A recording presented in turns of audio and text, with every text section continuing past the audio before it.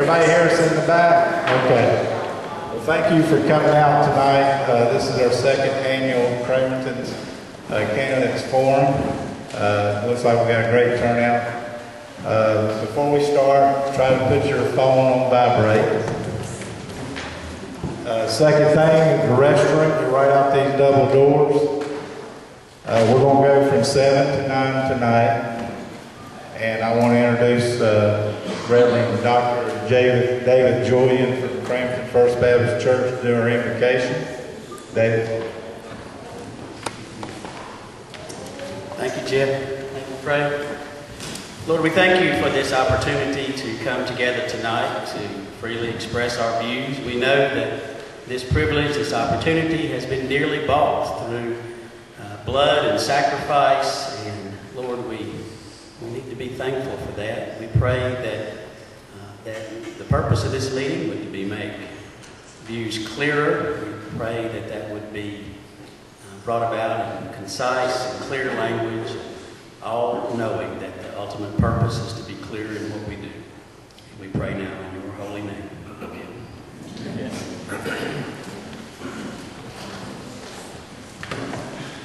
Now I want to introduce the New Hope Presbyterian Boy Scouts Troop 501, Ryder McDonald. Hello. I invite you to stand for the presentation of the colors and remain standing for the Pledge of Allegiance.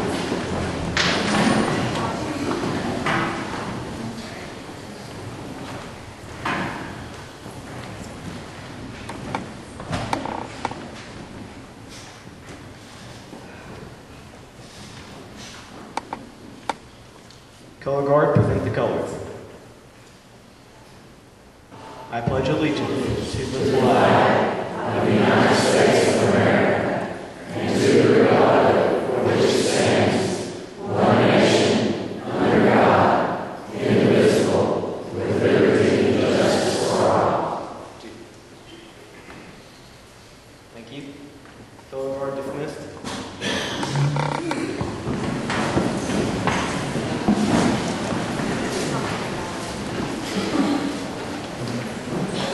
Okay, now we're ready to get started here. The candidates were given about 15 questions about a week ago. We'll see how many we can get to. Our moderator is Tim Goss. He's a citizen of Cramerton. He volunteered again to do this, so I appreciate it. So Tim, if you'll come on up, we'll get started.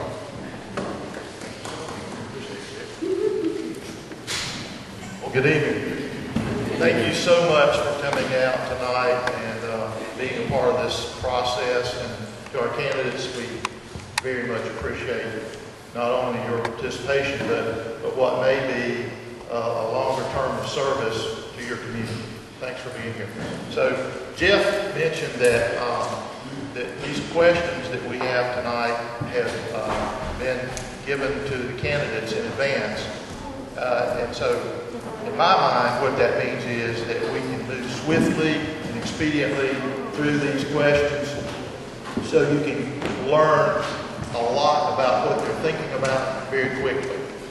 And so here's how we're going to do it. First of all, we're going to ask each of the candidates to introduce themselves, and they have about a minute and a half to talk about themselves and why they're running, or perhaps they want to talk about their qualifications.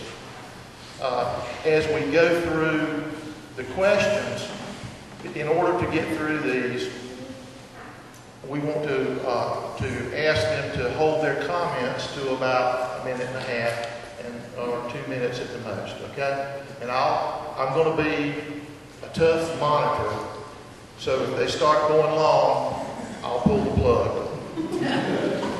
Because we want to get through here and have a hard stop at 9 o'clock.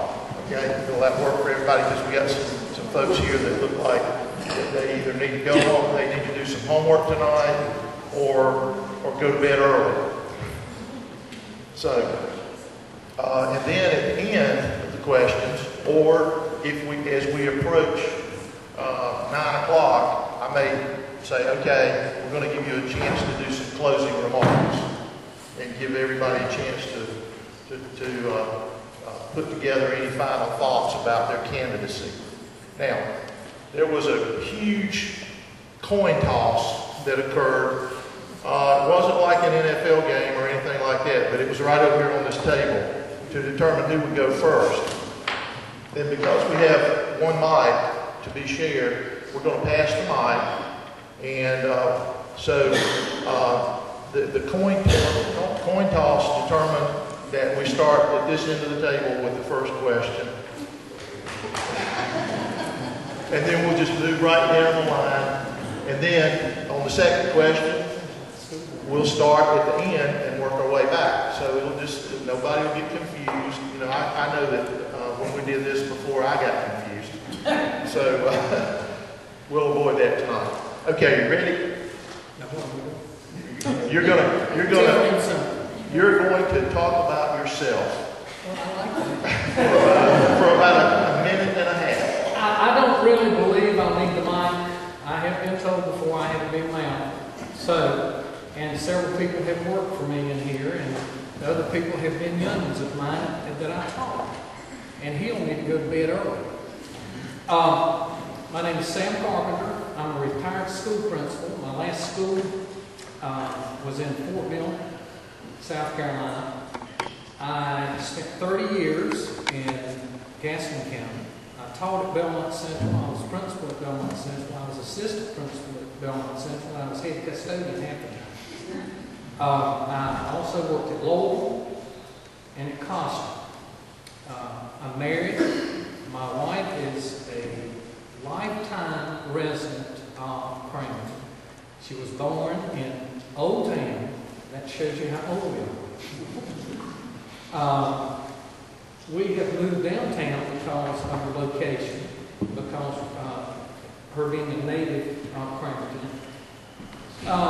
We have 4 children, 6 grandchildren, and I hope we have no more grandchildren.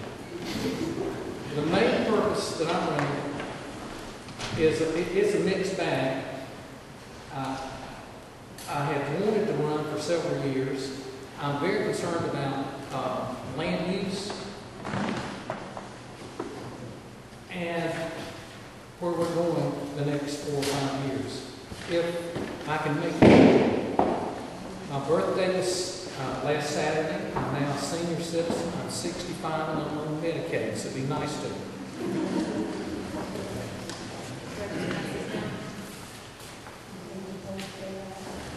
I was going to start off by saying, hello, Cramerton residents. You guys usually get my phone calls on Wednesdays and telling you pulling out at the farmer's market. But my name is Tammy Lawrence. I've been on the board for 4 years. I am Mayor Pro Tem, a.k.a. Assistant Mayor. And I have had a blast doing all of this. When I went door to door 4 years ago, asking residents, their opinions as to what's going on in their concerns, the 2 big concerns were high water bills and there's really not enough to do to bring the whole community together. And I totally agree with that. I think we did tackle the low water bills finally. And the second one, I still have my mission to keep bringing programming and activities to bring our community together.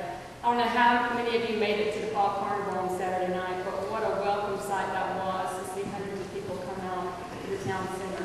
And I welcome that. I'll tell you a little bit about myself. I'm married to Jim. We have 2 beautiful boys, James and Jacob, very proud of. We also have a new son. He's 18 years old. He's a foreign exchange student from Taiwan. He doesn't speak English. So we peck under him. And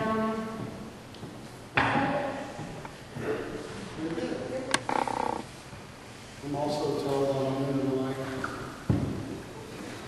I'm a third winker.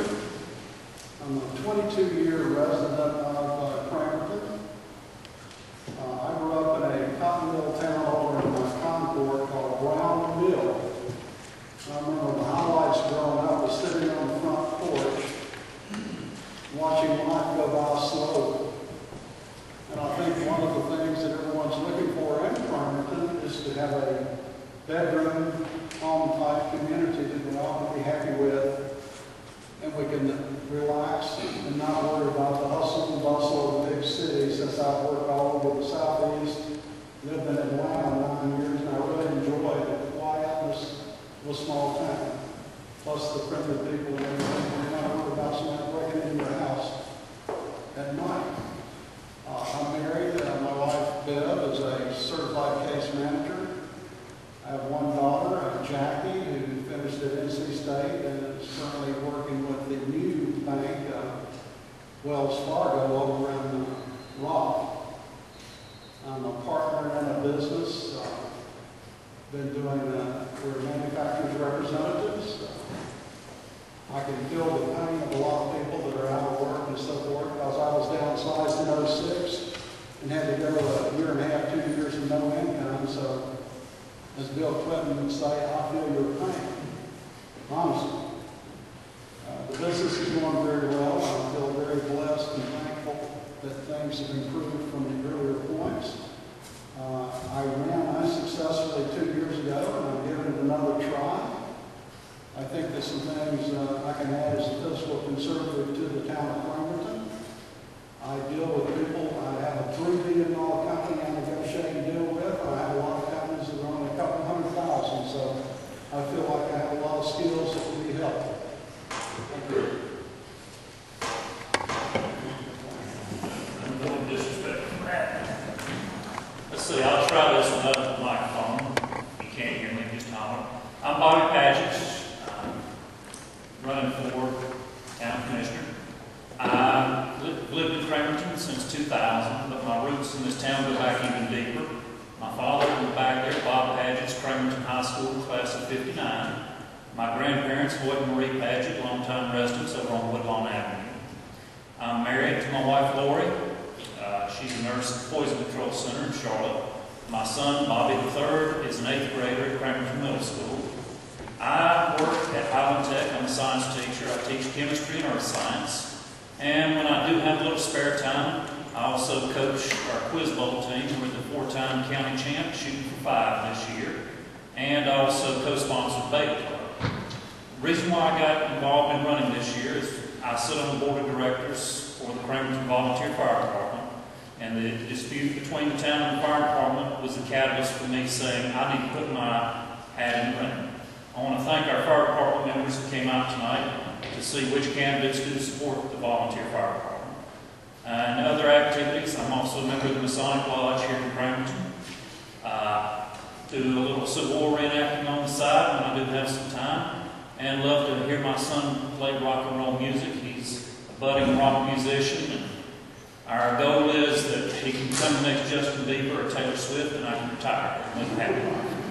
But I'd like to thank everybody for coming out this evening. Well, I've been told all my life I don't need a microphone. I was born with my own megaphone. I've lived here 42 years, wasn't born here, came here by choice. Because I love Cramerton, I always loved the way it looked, and enjoy the people here. I'm a widow. We had 4 children. Well, actually, we had yours, mine, ours, and somebody else's, but we won't go all the way out to the end of that. I've lived here since 1969. I ran for commissioner's first time in 1989 and served 4 years. After that, I served 4 years, 12 years on the Planning and Zoning Board. Before that, I volunteered with various organizations, Red Cross, whatever needed volunteers. And one of the first citywide organizations was Cramerton Citizens Advisory Committee, that some of you will remember and been involved in. So I've been volunteering here ever since I've been here. So the last time I ran was in 2005. I served this time in 2005, 2011. And the planning board was from 93 to 2005, so I spent a good 20 years volunteering for the town, not counting years before I went on the board. 2 of my girls live close. One lives in West Cramerton,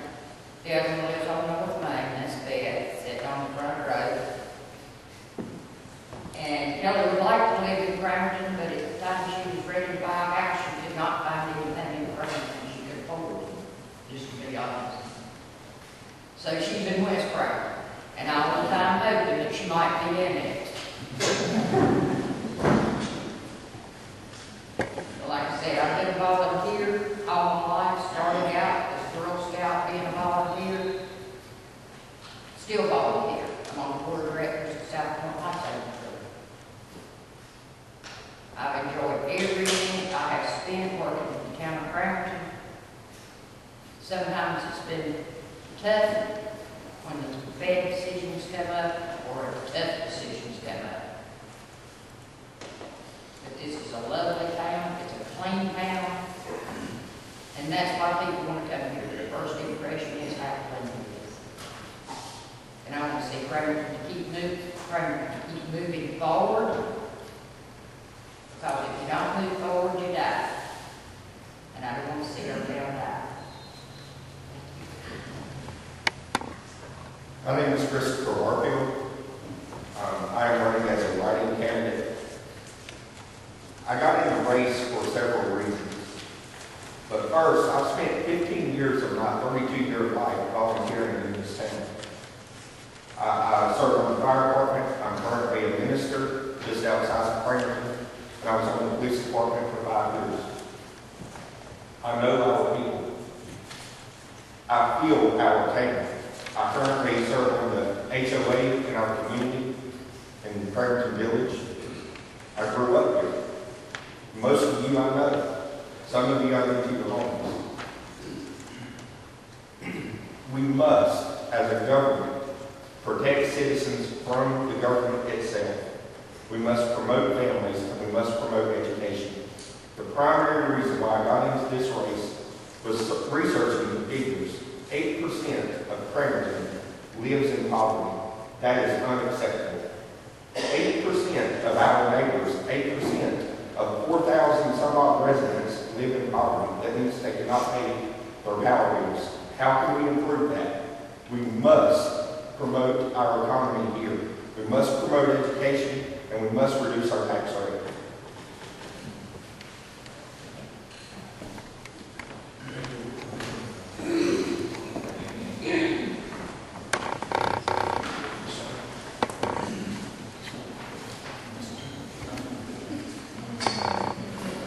Okay, so we're going to go into our questions now. And again, we want to try to move quickly. The candidates have had, they've seen these questions, and so we'll begin. So we'll try to get through as many as possible. So the first question is around consolidation of utilities. And, Wendy said use the mic. Consolidation of utilities, is it a good idea or a bad idea? If it lowers our tax rate and we get good service, it's a great idea. If you don't get good service, that's not a real good idea. The one thing that when I looked at this question, and I play golf with a good friend who's a retired town manager, that he brought to my attention that when you consolidate utilities and you give up your utility, you become a customer at that time. So you have to make a decision. Is it worth the money to be a customer or be a citizen and keep some control of it? I'll use the water. I'm real cheap. I'll say I'm a moderate conservative who did not wash his car because I didn't want to pay the extra water bill. I think that's a good thing. I wish I used more water, my bill would be less, but we don't. So it just depends on what you're looking at and where you're going with it. You have to, I think that a town commissioner has to look at what we're going to get in return. The water, we got a lot in return, because I think everybody knows our water system's a little bit old. I'm living in a 1900s house, so it's good.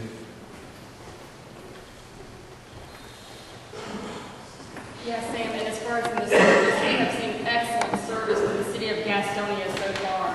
And every time we call, they've attended our meetings and they're letting us know what's going on, and we've been pleased, really pleased so far with the service that we've gotten from them.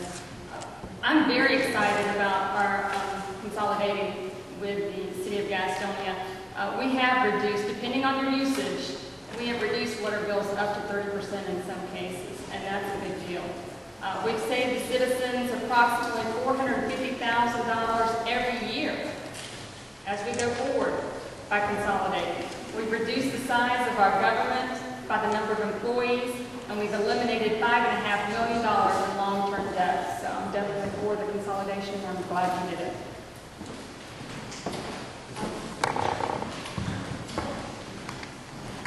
A lot of people have different ideas on what they're actually saving money in water bill.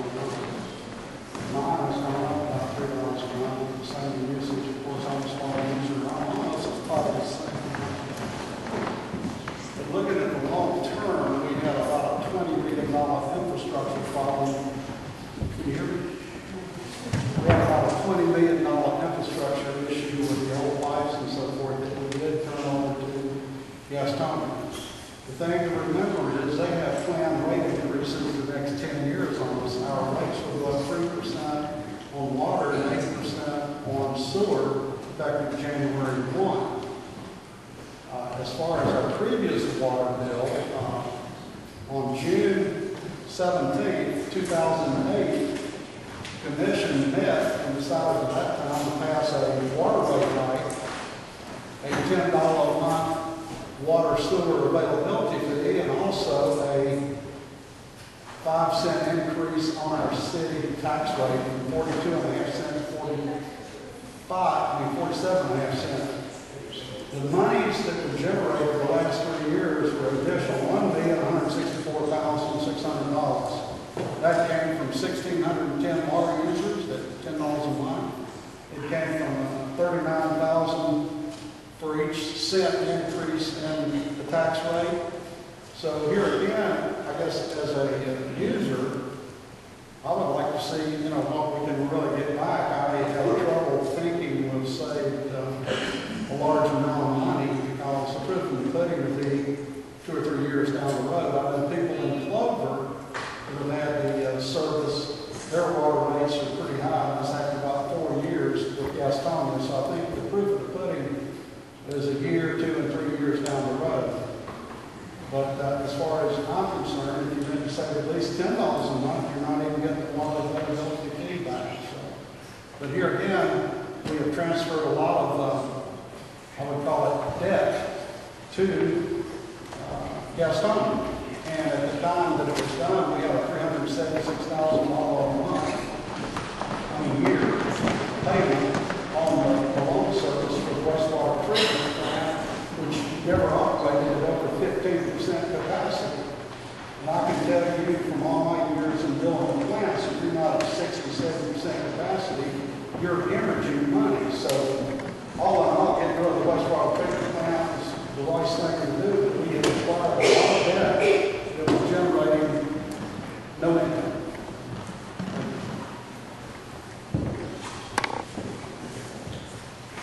My opinion on the consolidation of utilities is that I feel it's a bad decision and has had some positive benefits. Me personally, I've noticed a reduction in my water bill. Went on vacation last month and the pet sitter came in, used the commode, and left the commode running. So yes, I was grateful that our rates have gone down for that month, saving me a few dollars. But, and as other speakers have mentioned, we've also were able to rid ourselves of some debt service that the town was responsible for, and some employees that were on the town budget. But my problem is we've ceded local control over our utilities' future to Gastonia. We are beholden to Gastonia from here on out. And I don't know about you, but I'm not comfortable with that. Also, I hear all this, okay, we've reduced these payments we've had to make on renovations, we've taken these employees off the budget, but we're still paying 47.5 cents on our tax rate. Where's the savings?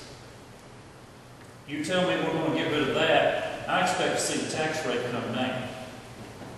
Instead, I see the town going on what looks like a spending spree, new pavement at the fire department, new band shed.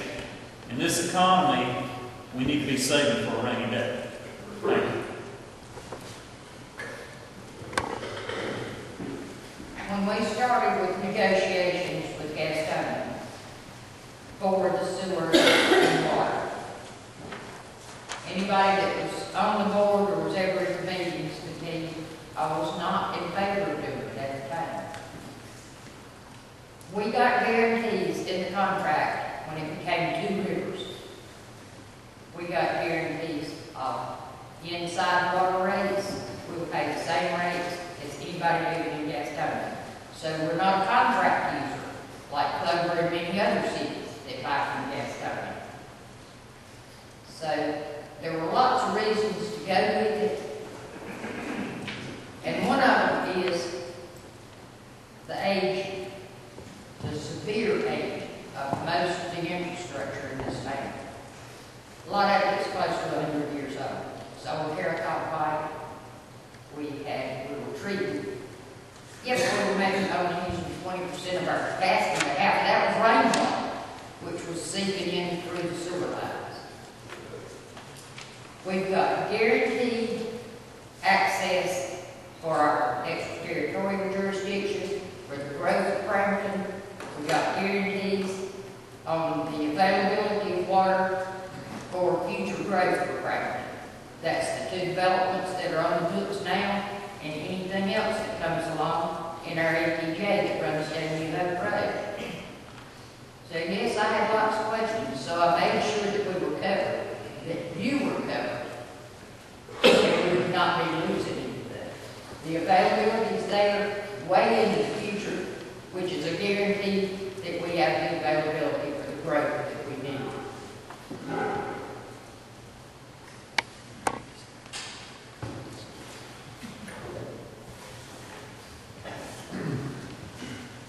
Overall, the consolidation of utilities is a good thing. Our neighborhood alone in Cramerton Village, we've saved several $1,000s a month.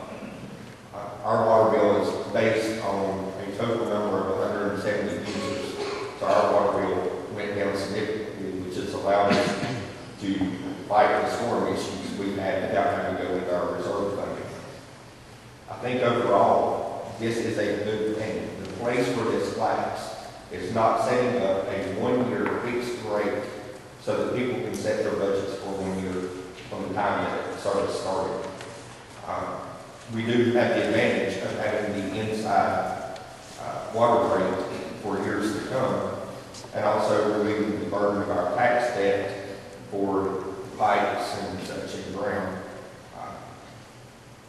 The $5.5 million plant that they're talking about is not the board's fault. At the time when this was purchased, the plant over there was running. It stopped. I think that's important to remember, not to put passing blame on people for having this debt of $5.5 million. But it is also good to give the current board credit that they did relieve $5.5 million in debt. You'll just keep in mind.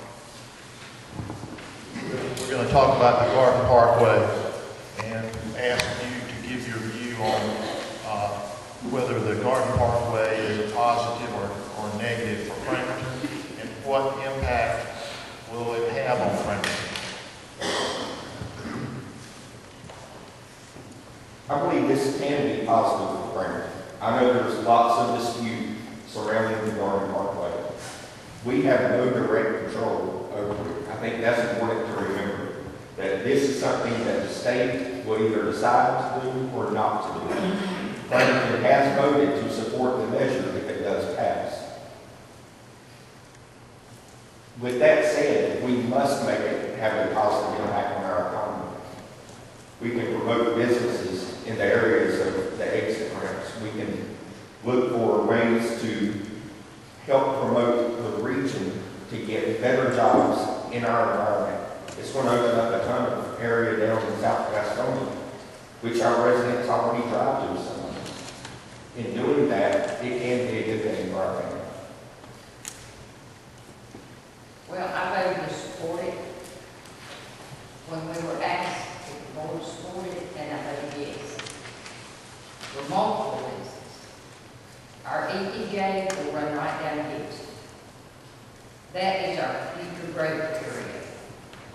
And for those of you that don't know, I'm saying ETJ's extraterritorial jurisdiction, which we have an agreement in place into perpetuity with Gastonia. So that will be ours to develop however our land use plan says. We can have businesses there, and please God, let it take some of the traffic off of Lakewood and off of Market Street. Hopefully that will happen, because people from South Gastonia will be coming through Cramerton every morning to go to work. I changed my working hours and my office hours to coincide with the traffic going through on Market Street, because I have to use it in the mornings. I open my office at 9 o'clock, because most of it's cleared out by then. And I'm sure that if other people had the flexibility to change their office hours and not have to deal with it, they would do. But I think it can be a very, very good thing for Cramerton. And I don't see a downside for Cramerton. Some people may see a downside for their area, Belmont, I don't know. But for Cramerton, all I see is an upside. Okay, thank you. I want to go on record as saying that I'm in opposition to Garden Parkway. I don't believe it will relieve the congestion on I-85 as has been promised to us.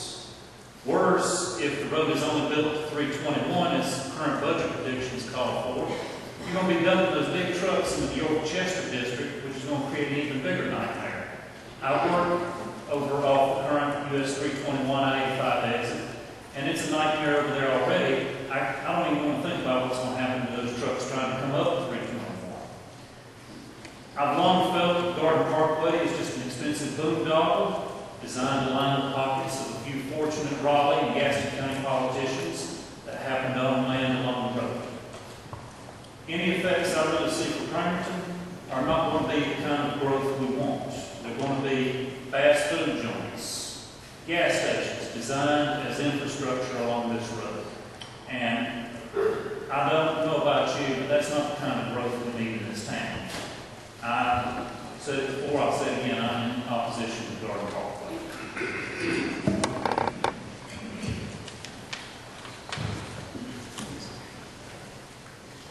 And then the article I put into the Belmont Banner on the Garden Parkway, projections in most cases are pie in the sky. They're going to need $34 million a year for almost 30 years from the state of North Carolina DOT to build this road. Everybody I've spoken with, people are going, boy, at a toll road. Having lived in major cities, we don't have any traffic here. We have a few spots. The biggest traffic we have on 85 or 74 is we've got a wreck on 85 and everybody's driving on 74. That's on the occasion. But having lived in major metropolitan areas, our traffic is mild or less. Now, if you look at the projections of the NASCAR Hall of Fame, the Convention Center in downtown Gastonia, the Whitewater Rafting Center, where they had to write off $26 million of debt from going under, these projections are nothing more but that. So, as a taxpayer, I don't want my taxes going up to pay for a road no one's going to really use, and I don't think it will benefit Cramerton virtually not at all, because most of them have already spent $2.1 million buying a golf course and making it into a wetland area. This is money that can be better used, hiring teachers and doing things for the state of North Carolina, job training and other things. We don't need another projection that never meets the projection. I'm going to ask that, I'm getting some signals from the audience that they're not able to hear you unless you get that microphone a little bit closer. Okay. So. Thanks, Thurman. I'm the total opposite of Thurman. I do believe this is Gaston County's road to the future. I believe this opens up opportunities for Cramerton to attract positive growth and development long-term, and to add to the tax base of this town. It's short and sweet. This is one of the things Thurman and I have been arguing about for the last couple of days, and that was speed bumps, but I'm not going to mention that in front of him, because that gets him going. Traffic calming device. Okay. I'm not going to comment pro or con on the parkway, I wouldn't have any control whether or not it's built. If it's built, it's going to be built. I can tell you, as being a member of the ABC board, we have already been contacted by developers in that area of our town wanting to sell us property, so when the road comes in, they've got a shopping center going in, and they want us to put an ABC store there. So I can tell you personally, there's going to be development. Now, it may be 10 years from now, or 15 years from now, but the parkway should help that side of our town develop. As moderator, I'm going to take an editorial moment here. A comment was made regarding the parkway about how far it would be built, and the current plans for the parkway are to go the full 22.5 miles and not stop at 321. Just want to make sure that we have clarity on that. Okay? Well, I think the continuation is 2 lanes, correct?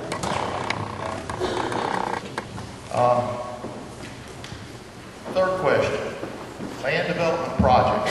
What are your thoughts on continued development? For example, Village on South Fork on Wilkinson and villages at Cramerton Mills on Cramer Mountain Road. So what are your thoughts on continuing the development? Well, if you don't develop and grow, you'll stagnate. If you stagnate, your community is going to grow within itself. I can see better development at the South Fork area. Going up the mountain, I worry about the traffic there. There's a lot of traffic on that road now. I don't know how it can handle much more traffic. But if we don't develop, that means residential taxes are going to go higher. So it's a win-win. They develop, and we pay less taxes.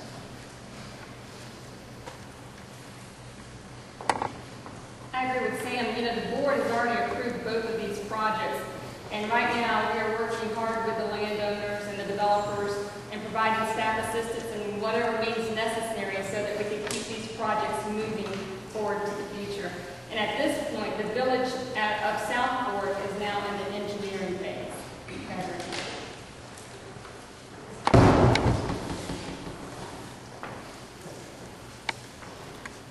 I would agree with that. Land development is very important to reduce taxes.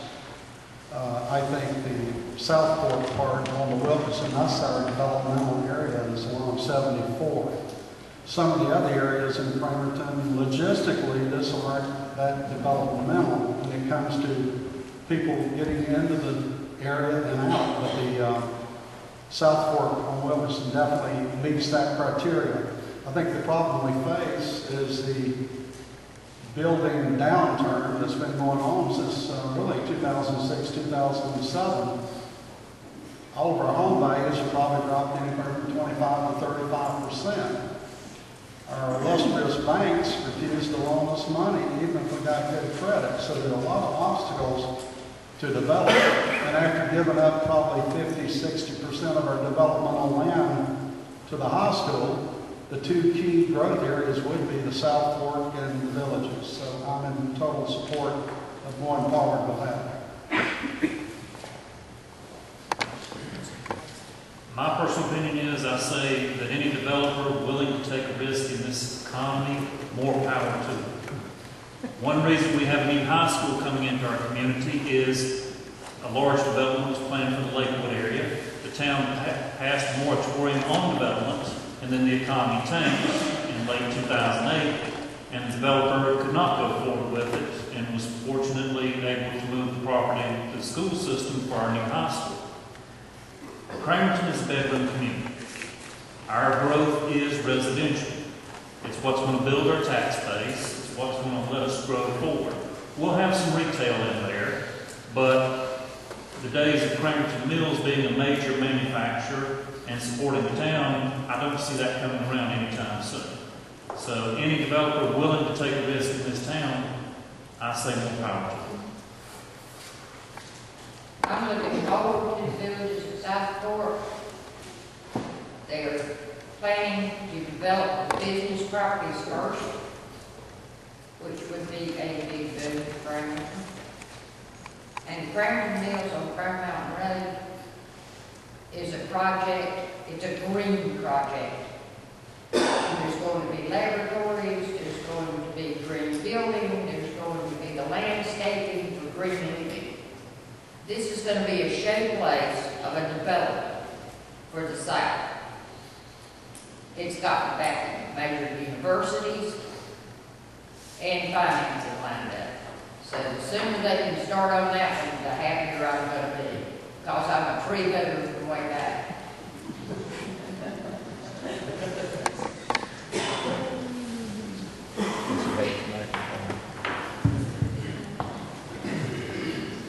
I am in favor of both the developments that they are talking about, but we need to remember 5 questions before we just make a blanket statement that we are either for development or against development.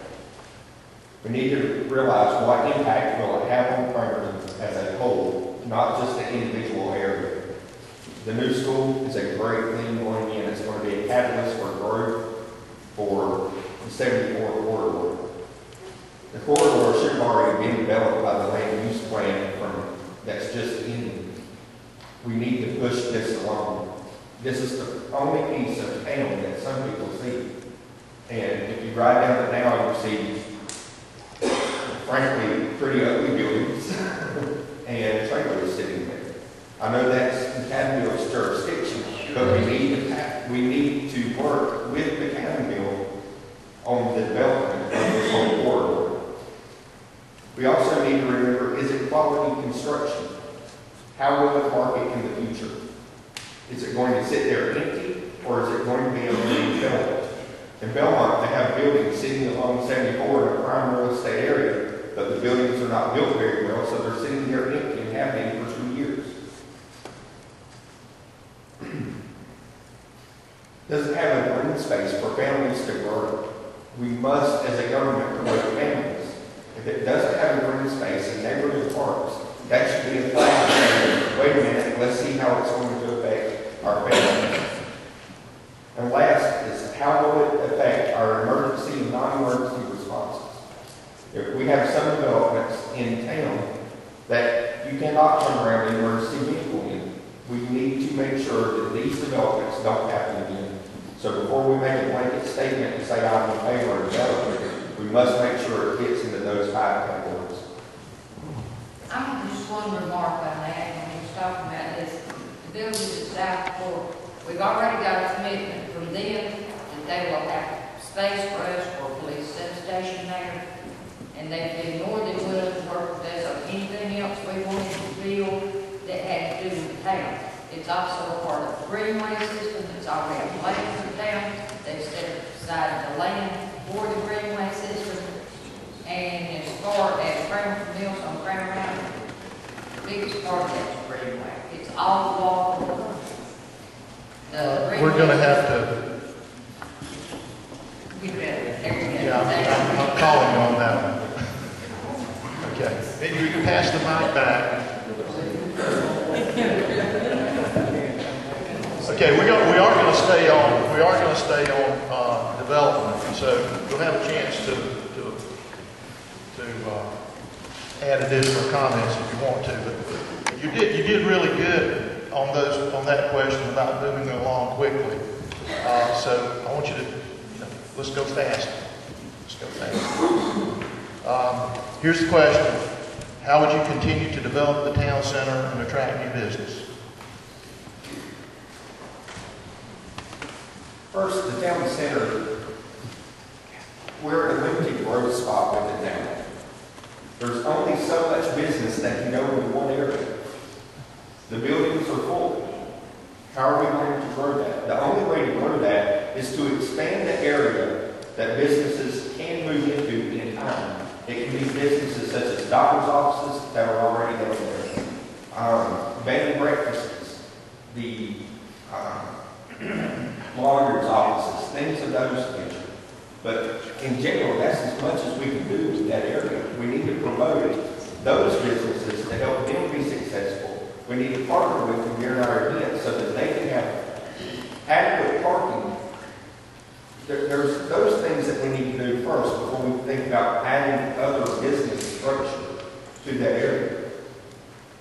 As a general rule, though, there's much more marketing places that we need to focus on in Cramerton. We have empty buildings on Market Street. We have empty land on Market Street that we can assist in promoting. We have an empty industrial plant over on Eagle Road that we need to promote. Those are the things we need to focus on, not just simply downtown.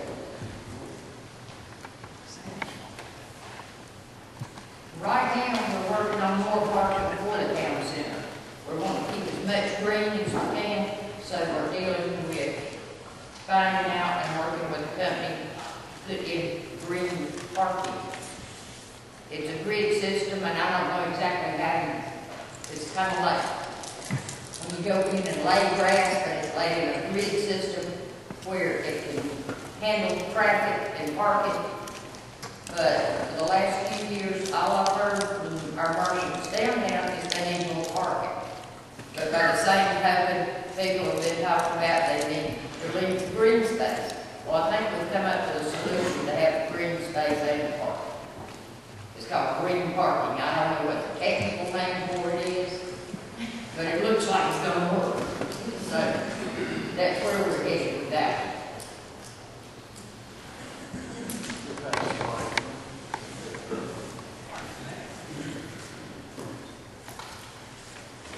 Sorry about that. To me, the best way that's going to attract businesses to our town center is we've got to look at having low utility rates for utility customers and lowest possible tax rates.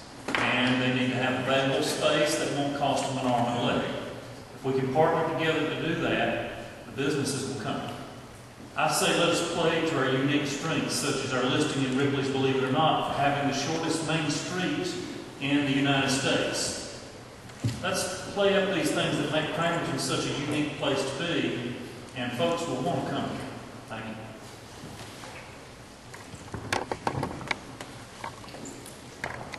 Here again, the town center was built about 3 years ago.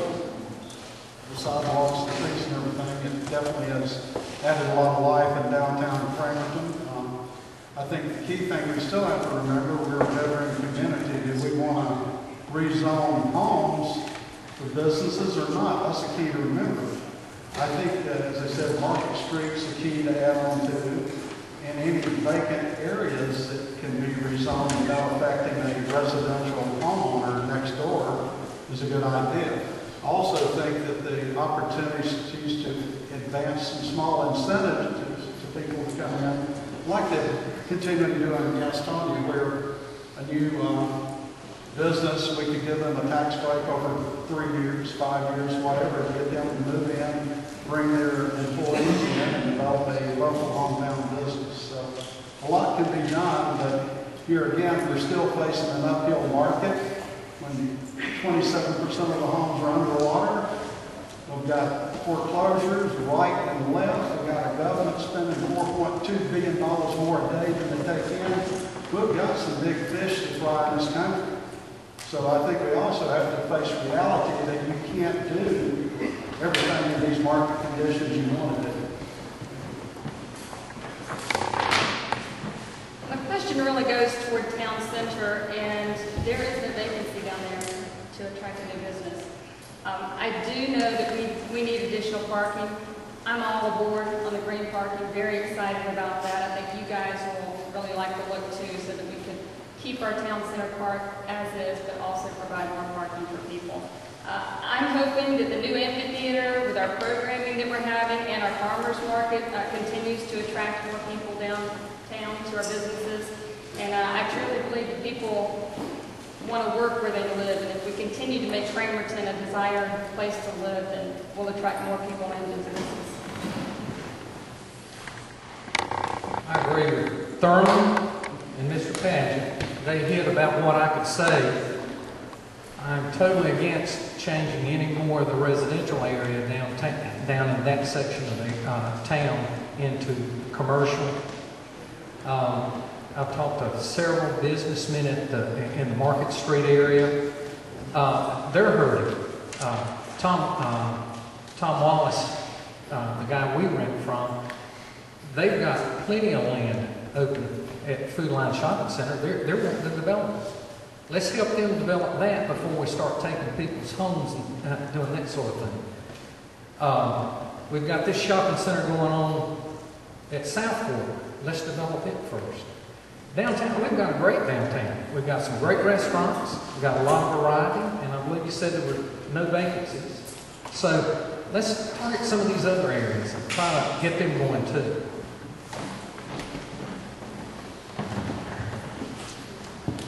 I want you to follow up on your thoughts on developing the center of town and answer this question. Should we use taxpayer dollars to attract more people to the town of Cramerton with extensive marketing? Can you define extensive? Is that 2 million? Is that 1 million? That's what the, as a candidate, that's what you define. As a commissioner, we define that. But, you got to spend money to make money. I have no problems with the commissioners allotting money in the budget to put out in professional magazines to, like we had the haunted house the other night. Get that on TV. Get more people down here. Would I want to do like Belmont and give them $100,000 to Montrose? I don't know about that. It'd all be relevant. What we're going to get for our buck. Well, we are already working with Gaston County's EDC and the Montrose Chamber of Commerce. We don't give them that much money though. And we have created an economic development strategic plan in-house, and that didn't cost the city extra money either. But I think if we do promote like the Shores Main Street and Ripley's, what is it, believe it or not, I think that could go a long way. We've talked about that several times in different ways to market it, but I don't think you need a lot of money. You need passion, people with passion, people that are ready to push it and keep Cramerton at the forefront.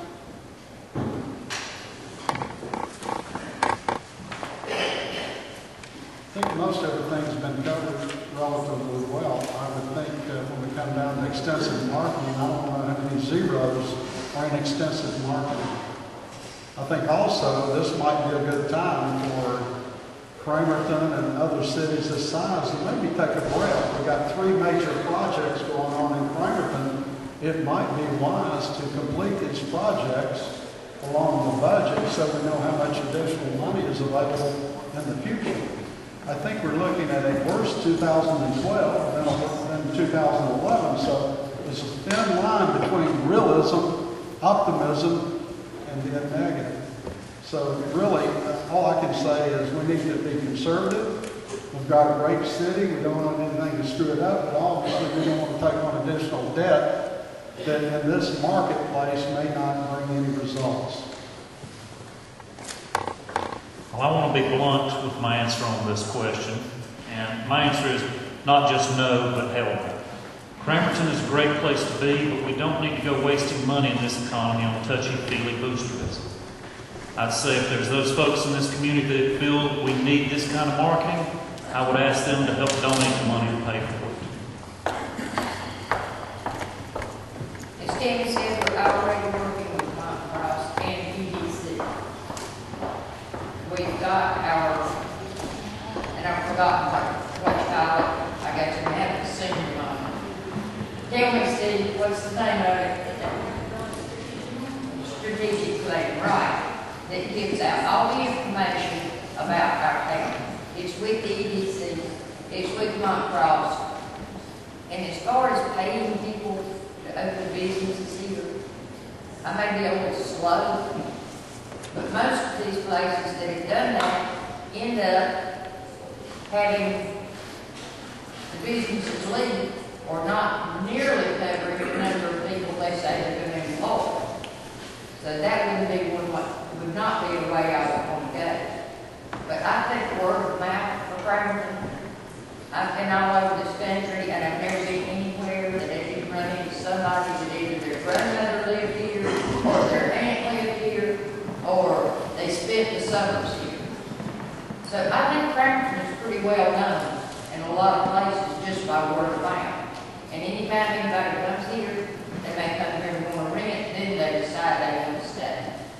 It sort of gets in your blood. Once you're here, you want to stay.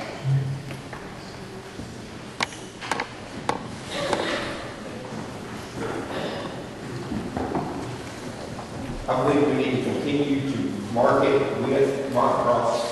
We need to market with Gaston County Chamber. We need to market with Gaston City also. The city's more in big business and we need to get on to that. The biggest thing that we can do to help our immediate customer or immediate citizens that own businesses here that are already in place is to interject a small amount of money for them to do exclusive marketing on their own. We should offer a $500 grant to every existing business in Cramerton. That would only come up to about $15,000. Out of a $3.4 million budget, we should be able to interject $15,000 into our local economy to help our local business leaders. Those are the ones that's going to employ our citizens. Those are the ones that will pay the taxes, that are paying the taxes. It doesn't have to be a large enough loan, $500 loan, to let them do their own marketing. How else do we know to market their business better than they do? They know how to market their business. Thank you for those responses. We're going to stay on spending a little bit. Do you think the town budget, the current town budget, is too high? And if you do think it's too high, where would you cut the budget? I do think our current budget is probably too high. We need to reduce our budget by 10% across the board. That's a $346,000 cut across the board. I understand that is probably going to cost some people jobs. I understand that will possibly cost services. But we are in a dire economic time. And if we want to maintain the economic stability of Cramerton, we must make cuts. Every business is having to do it. It's part of the norm now. I hate that. I truly do. I wish the town could be enough for everything, but it cannot. One area we can focus in is lobbying Raleigh to allow more forced labor to handle some of our street department issues, to allow some of the cutting of grass around town that we're having to contract out. Those are the things that we need to be lobbying Raleigh for, to release forced labor, because now there's restrictions that limit what we can use forced labor or prison labor for.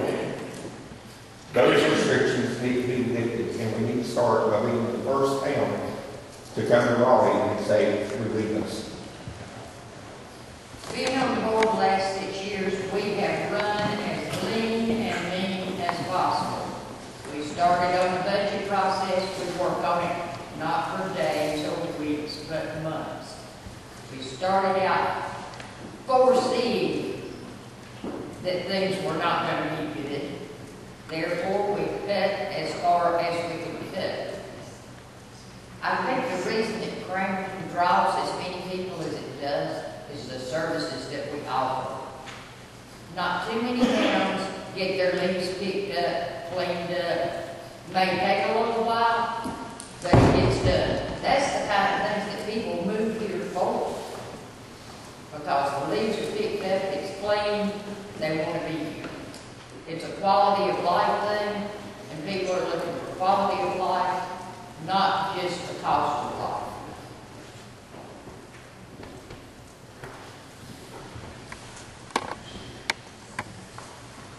I want to echo what others have said. Yes, I think the current town budget is too high.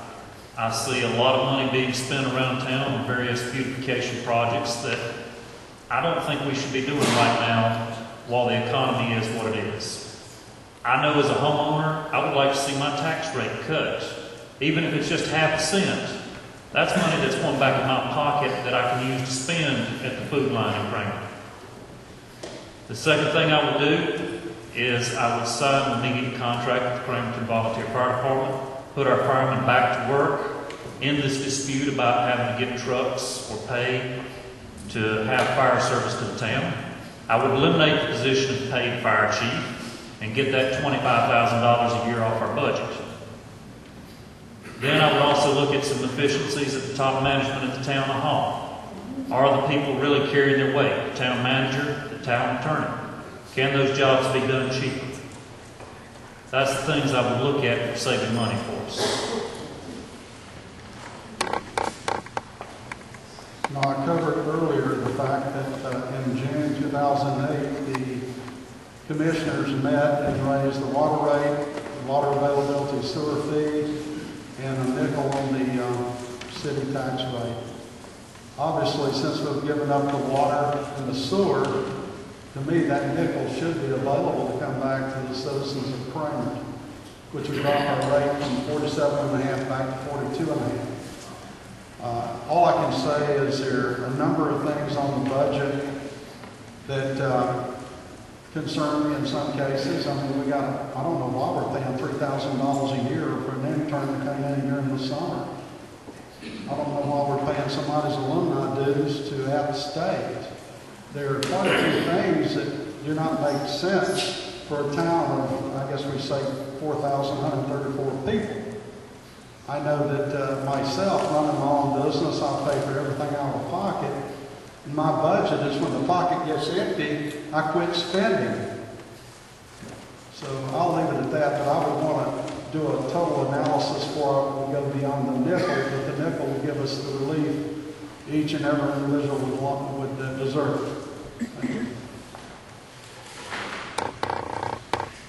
I'm going to elaborate a little bit about what Sandra said. I don't think you guys realize that we spend 6 months developing this budget every single year. We go line item by line item. I don't know that many communities do that, but we do. Trying to look for ways that we can save. A great example was last year with waste management. We were able to negotiate with them the every other week rollout recycling at no additional cost to you guys. We have cut this budget by almost $2 million with the consolidation of the utilities with Gastonia. We have increased our revenues by partnering with the town of McAdenville. They are giving us $192,000 to provide police services for them. So we're doing great, guys. Cramerton is in great shape, and I say let's stay the course.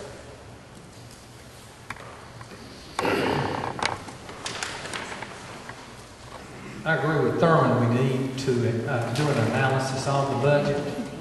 I can't tell you if the budget is fat, lean, or what.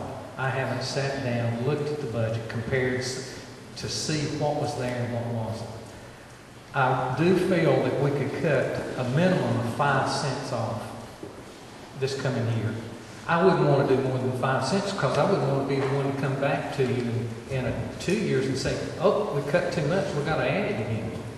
I'd rather be very moderate, cut a little bit. I think we could squeeze 5 cents without any problem. I'd go to the budget, the department heads, and just ask them, look at 5 cents and see what you can do for us. And then if we can do more the following year. Is there any particular area that you would cut? My food bill. You know, when you're looking at 5 cents on the dollar, there's a lot of areas that you could cut a little bit here. But you're going to go out, and when I'm walking around and I'm talking to people, and I say, "You want your leaves picked up once a week?" And they say, "Yeah." You could cut back leaf and trash collection with limbs and things like that to once every 2 weeks. You'd save a little bit of money there. I'm sure you could go through the budget and cut little items and trim here and trim there and get 5 cents. Now 10 cents, then you're going to have to start chopping heads and cutting more services. I'd rather not do that to start with. So, next question is a project question. What are your thoughts about the Goat Island project? Thank you. I get Goat Island first. On Cramerton's Voice, I wrote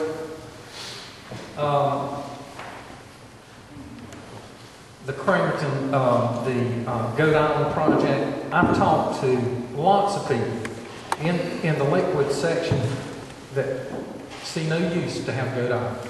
I've talked to other people that love it. Thurman and I were talking one night, and I told him I just attended a meeting, and there was, I guess, 25 to 30 people from Lakewood wanting something done about Goat Island, wanting a connector from Goat Island, from Lakewood to Goat Island to town, so they could get into town and out. I would like to see a beginning, a middle, and an end. There's a beginning on the table, and I guess there's a middle on the table. That end, how to get from Goat Island to downtown, I haven't seen. How much is that going to cost? I would not be in favor of raising taxes to do it. I can see using the grant money. The town's already spent somewhere over $250,000 on the project initially. So go ahead and use the grant money, the $700,000 that's there, tie that into town. Now the question of getting to the other side to here, that's a much, much bigger question. And it's a much more financially troubling question. I don't have the answer to that.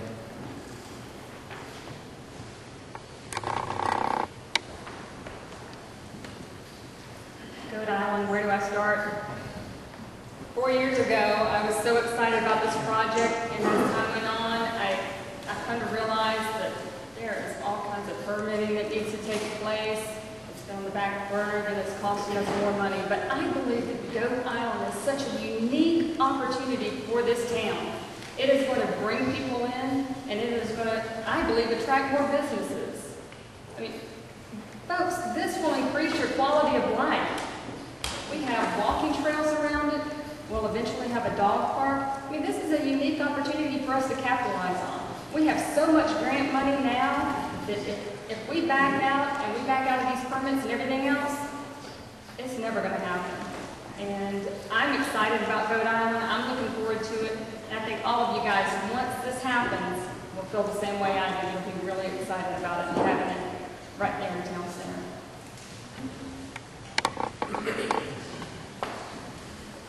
If it were not for Goat Island, I probably wouldn't be sitting here tonight. I sent a letter on July 8th to the commission asking them what will the town of Cramerton spend on Goat Island. One was the current $165,000 they had invested. This is as of May, June this year. Part two was almost $1.3 million, including about $675,000 in grants. Part three was the big bridge that was going to run anywhere from $1 million to $1.2 million. So I didn't get an answer to the question, and I felt like that I needed to run to try to find out what's going on.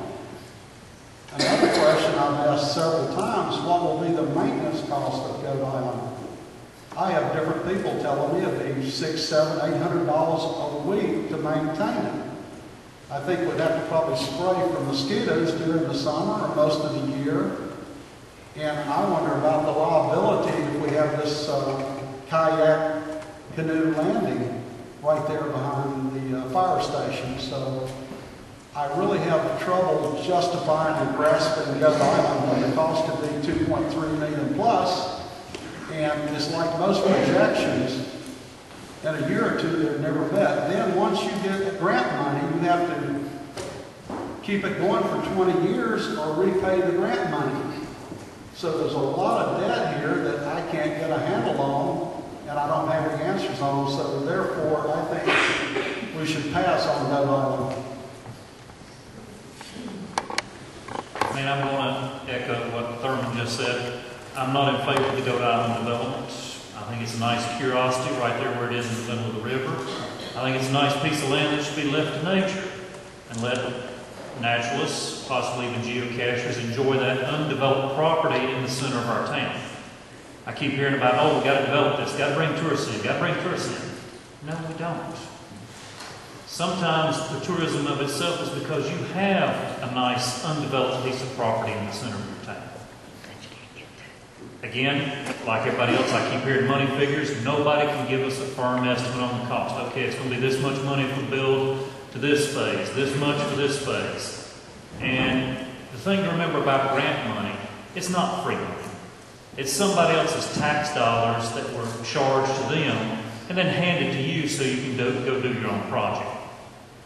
I think Goat Island should be left alone for the foreseeable future. Thank you. There's one thing I've learned being in government, is you have to have a world of patience.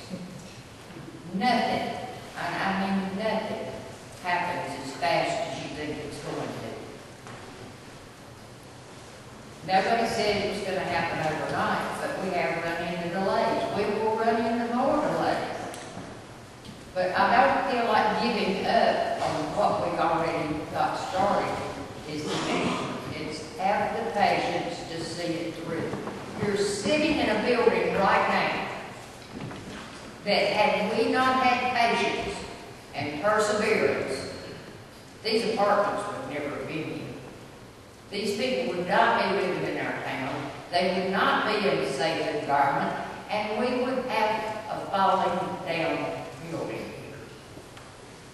Patience. You've got to have patience. I have faith in Cramerton, and I have the patience to see it through. I stuck with this school building being apartments, and I'm proud of it. And I've got the same feeling about Goat Island. Have the patience to stick with it. It's going to take time, but we've got time.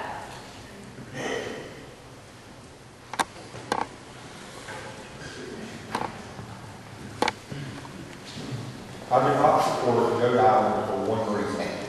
Our current park system is in disgrace. All you have to do is ride our neighborhood parks, and you will see they've not been maintained. Washington Street Park or Central Park is an embarrassment. Why are we seeking money to develop property that floods when we're not even maintaining the parks that we have currently? That is ludicrous. I'm not saying it's a bad idea to develop it. I'm not saying it wouldn't be a great tourist thing. But why don't we scale it down and say, let's put a pier over there and put a pier on our side, and if somebody wants to go over there and seek out nature, let them. But we need to redevelop the neighborhood parks we have now. In doing that, we will promote a healthier environment throughout Cramerton. Dr. Sanjay Gupta said that 30% of people under 30 years old, these are the people that are having kids, are obese, morbidly obese. We are going to start seeing the age die out because we are not encouraging exercise in our neighborhoods. Thank you for those responses. Okay, I'm going to combine a couple of questions because I know that you're going to combine your answers. We're going to talk about the fire department. The question is, do you support dissolving the Cramerton Volunteer Fire Department? If so, would you start a new one or contract with another fire department? And here's the second part of the question. So, and if you favor starting a new fire department, how would you propose to transfer the Cramer Volunteer Fire Department's assets to the new department? I support a merger of the Cramerton Volunteer Fire Department with the town of Cramerton. I believe the goal of the town commissioners, the goal of the town was good. I do not agree wholeheartedly with how the process went about. We should have had a public forum to get the input from the public. We should continue to try to reach across the table as the government, as the people that are represented in this room. It is our job to put forward the first hand to say come back to the table. I believe it is not too late to solve the issue between the Cramerton Volunteer Fire Department and the town of Cramerton. I believe it is not too late to have a public forum I do not believe it is too late to put together a committee of citizens that both the fire department and the board of commissioners can agree on to phase this merger in over a 1-year time period. This will save legal costs, it will save a legal battle, and it will remain a volunteer fire department with a full-time chief. I have great respect for Dan Casey, the former chief. I have great respect for him.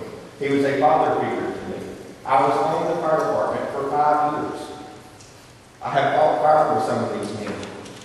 They are noble men, and they are the ones that are suffering because our commissioners and their board cannot get together on a plan. It doesn't matter who the equipment technically belongs to. It belongs to every person sitting in this room because you paid for it. And therefore, we need to reach out across the table one more time to try to come up with a solution. I have never, ever advocated doing away with volunteer fire department. That was never my intent. And as far as I know, it was never the intent of any of the other board members. And I have tried every way I know how to get the board of the fire department to sit down. I had 2 of them in my living room, and that's as far as I could get. I sat at meetings, the fire department board did not come. I'm living with the old adage of you can lead a horse to water, but you can't make him drink. The decision to do what we did with hiring a fire chief part-time was an accountability thing. We asked for training numbers, we asked for qualifications, we got nothing. We got a shuffle on everything we asked. We were pouring money in and having no accountability for where the money was going. No, I don't want to see the volunteers dissolve. I think that would be an insane thing to do. We need volunteers. This country could not run without volunteers. So today, I don't know what else to tell you. I just hope we can work something out and make something make sense where we can get the equipment back to the people in this town instead of it sitting out in a lot in the sunshine watching the hoses dry up and the tires get dry wiped. Do you have any ideas about how to get the equipment back?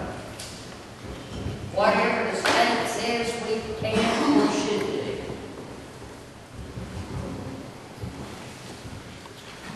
I want to sit right here and tell my fellow residents, Cramerton Volunteer Fire Department has not been dissolved. We exist as an organization ready to fight fires for the town of Cramerton once we are offered a reasonable contract. My grandfather was an early member of Cramerton Volunteer Fire Department. One of my earliest memories is going into his bedroom and listening to the fire radio. Cramerton Volunteer Fire Department has provided fire protection to this town for over 50 years, and we predate the incorporation of the town. The changes the town has done is not about improvement, but about control. Until May 2011, all expectations were the town would re-sign our previous contract. Abruptly, the mayor and town manager tore that offer up and presented the demand that the town appoint the chief and control our finances. When informed by the state fire marshal this was illegal, the town manager's response was this was only illegal if both parties don't agree it is legal. It was only through the efforts of former board member Pastor Oxendine that negotiations were held that would fund the fire department for 90 days to allow the fireworks show to proceed and so that the fire department could purchase equipment. After 30 days had passed, our board went into a meeting and were informed by Will Coffin, Houston Helms, and Mayor Worley that the only way we would get the additional 60 days funds is if we disbanded and turned everything over to the town effective September 30th. This was a take it or leave it offer from the town that blindsided the fire department. We duly held a membership vote. If you'd like to say something, Ms. Ware, please wait your turn. We duly held a membership vote which was unanimous no for disbanding. We did not walk away from negotiations as Commissioner Lawrence has claimed. We just opted not to commit suicide on behalf of the town. My plan for getting the equipment back is to sign a contract and put our fire department back to work where they belong. If that agreement cannot be reached, I will, as a board member, see that our equipment is donated to the proper 501c3 departments in other parts of North Carolina. Thank you.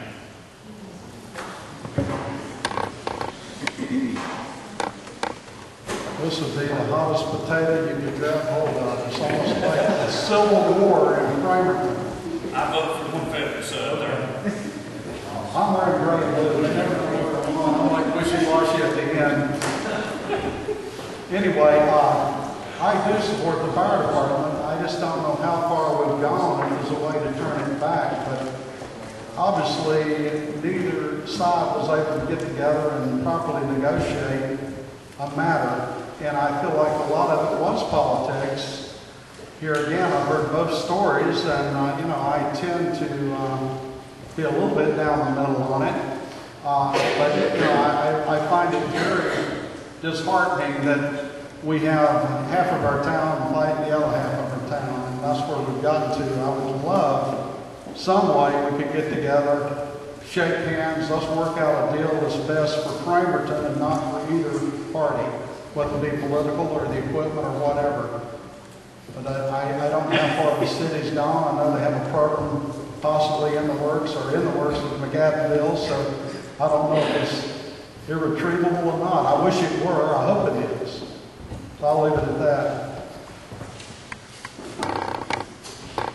First off, what Mr. Paget is saying is if things don't go his way, he and the board is not willing to return all of that equipment back to you, the taxpayers who purchased that equipment. That's exactly what I heard. And second of all, we already have a plan in place that has been approved by the state fire marshal. On Thursday night's agenda, at the Board of Commission meeting, we will vote to approve a 6-month contract for the town of McAdenville. During those 6 months, we, the town, and our newly appointed fire chief will form the Cramerton Fire Department. I want to thank these volunteers. I don't think you guys have been aware for the years and years and years, the breach of contract and everything. We've tried to negotiate with these guys. And time again, they have not met our requests. Simple requests like training records. I mean, come on, guys. And if people are responding to fires, but they don't have the training to go and fight that fire, then something's wrong. So we are putting a chief in place that we can be held accountable. We'll know where the money's being spent. He will answer to us, but I guarantee you it will be a top-notch professional fire department.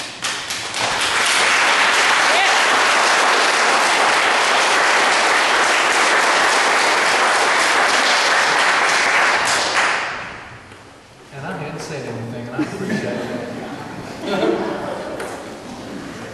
I'm going to amen Thurman.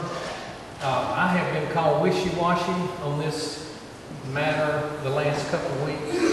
I have tried to stay in the middle because of knowing both sides.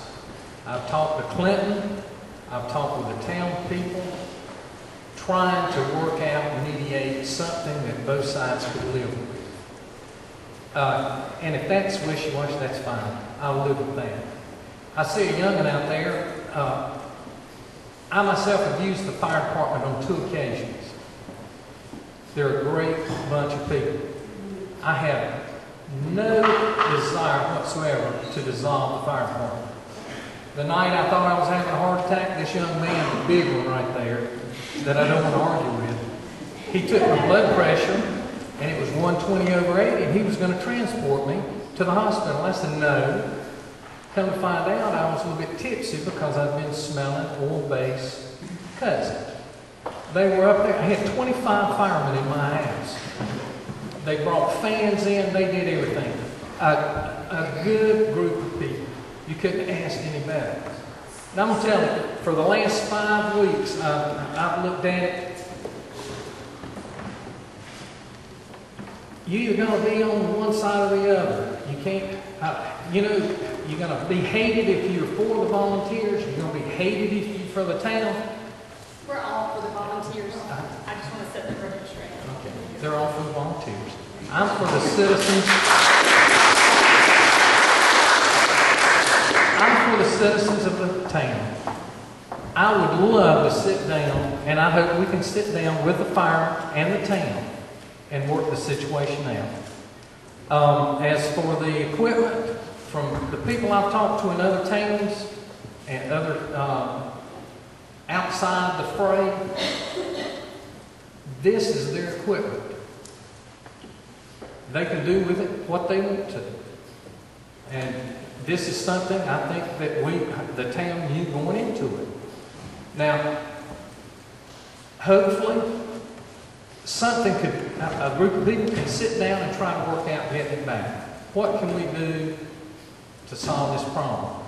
If not, it's up to them morally to decide what to do with it. It's not up to me. I'm not a member of the volunteer fire department. But I thank you for the good work you did before. Okay, I've got a follow-up question from the fire department. This came from someone in the audience. Is it morally right to keep our fire trucks in a wrecker service lot outside of Cramerton?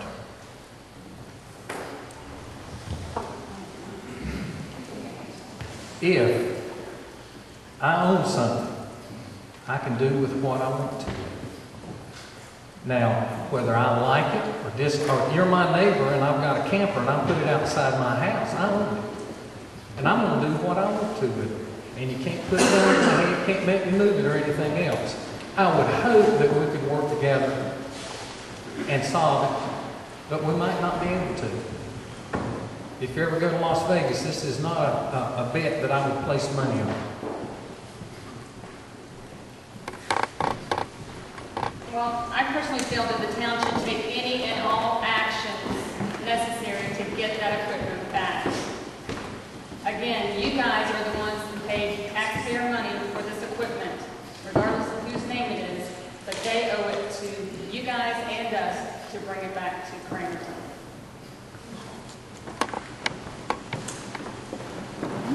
Different times I've dealt with attorneys with good and bad results. I think we have to go with the letter of the law. The way the contract is written at 09, the fire department owns the equipment. I've found in a court of law, morally right or wrong doesn't enter into it, even though we all have that good and bad feeling when we do something good or we do something bad. So it's a tough question, and I don't have a total answer other than I just wish we could come together and resolve this as a city. I begin by asking Commissioner Lawrence, is she proposing to sue the fire department to bring the equipment back to the town? Any and all actions necessary. Thank you. You've made your position clear. I would begin by saying the equipment is duly titled to the volunteer fire department. We were hired to perform a service for the town, and that service was fire protection. If you kick waste management out of this town and tell them they're no longer welcome to pick up the garbage, are you going to sue them to bring their garbage trucks back to town? Those were paid with tax dollars too. We didn't buy those. Thank you. We are comparing your apples and oranges. Waste management has never come to us and said after a contract, our truck won't run, we need money to fix it. The fire department has. Didn't have a problem with it. I got up before the board and asked for the money from the town to repair the fire truck. I've never had a problem with the volunteers. Never. I've been steeped in volunteers all my life. But the people of this town paid for that equipment for many, many, many, many years until it was changed. The bylaws said the equipment reverted to the town if there was a dissolution of the fire department, the volunteer fire department. We bought doors that weren't in the contract. You, taxpayers, have done that. Over and beyond the contract. So there's more to this than meets the naked eye. I've worked with it ever since I've been involved. I've gone out and sit in 99-degree heat to raise money for the fire department and worked with them when they had their chicken sales. I fought enough chicken to choke a horse. I'd go down after the volunteer fire department had their chicken sale, and if they didn't sell it off, I would buy the chickens from them. So they didn't lose money because they had to have pre-ordered stuff. So, no, I'm not against volunteers. I just want what's fair for the taxpayers of Cramerton. I, as a board member, have to think about 4,100 people, not 30 firefighters.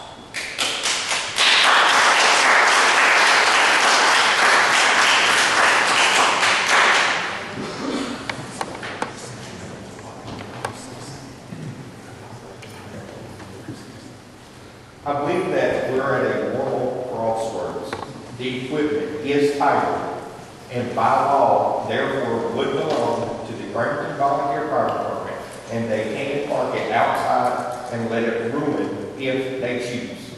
Is that looking out for the best interest of the citizens of Cramerton that have paid for the equipment already? That's where we're at the moral crossroads.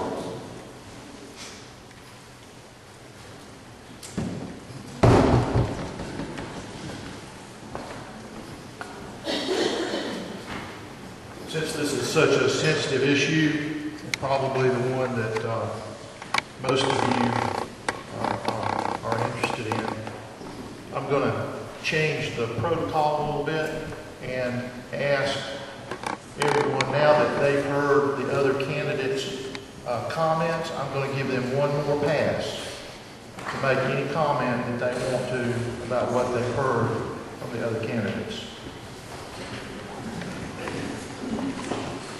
I'm not going to address the other candidates. I think that might be a losing battle on who's going to win that argument. What I do want to say is, whichever side you're on, the town has taken a step to hire a part-time fire chief who is a trained fireman. His background is great. I've known him since he was a little boy in elementary school. It can't help but help the fire department, the volunteers. Yeah. You know, firemen talk with each other. It's hard for somebody like me to sit and talk to firemen. I don't know your problems or your base concerns. But this is a trained fireman that should.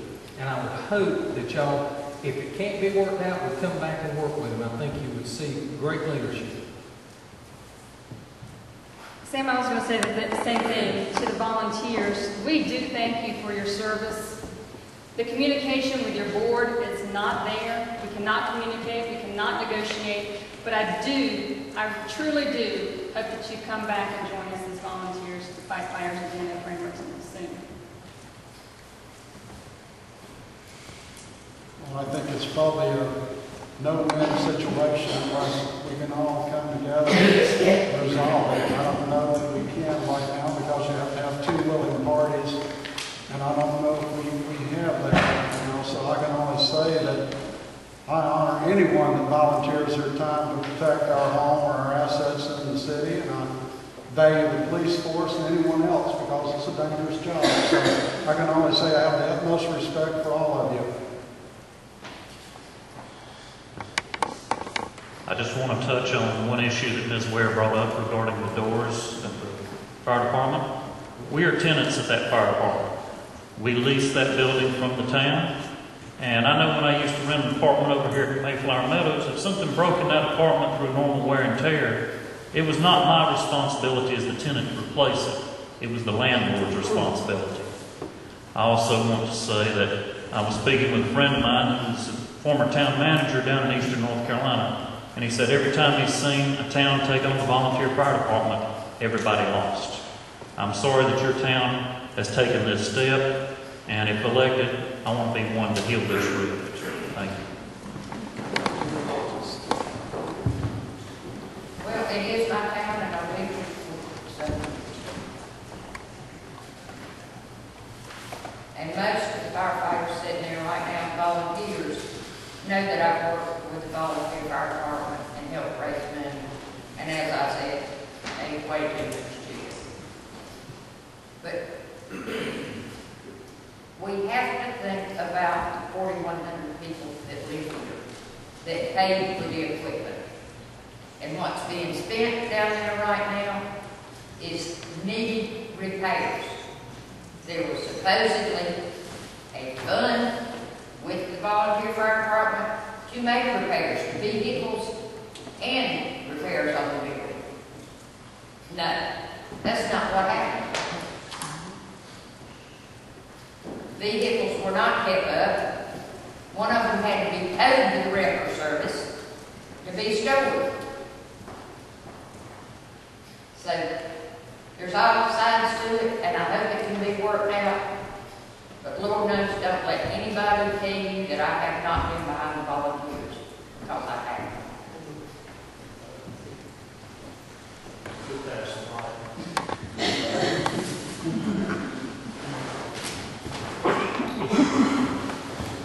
Just to address the repairs on the building, I have a real issue with the town finally repairing it. If it should have been repaired already, then it should have already been done while it was under contract with the volunteer fire department. I truly believe that. If it was a town building, it should have been done by the town. I, however, would like to say, I would like to see the trucks returned back to the citizens of Cramerton, for our full-time chief and a board of citizens to put together our volunteer fire department back to work. Thank you. I appreciate those, all of your comments. Now, we're going to move away from that area and I've got a question here, a couple of questions came in from the audience.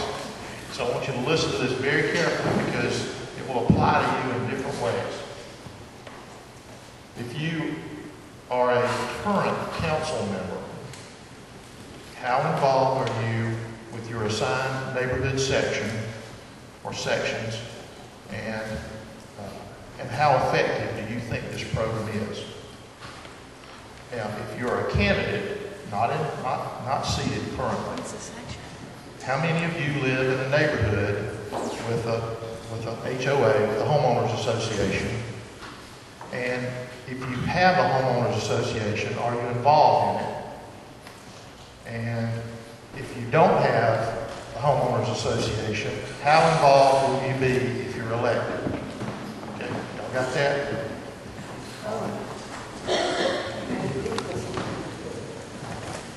For me, I serve on the HOA board. I am the vice president of our HOA.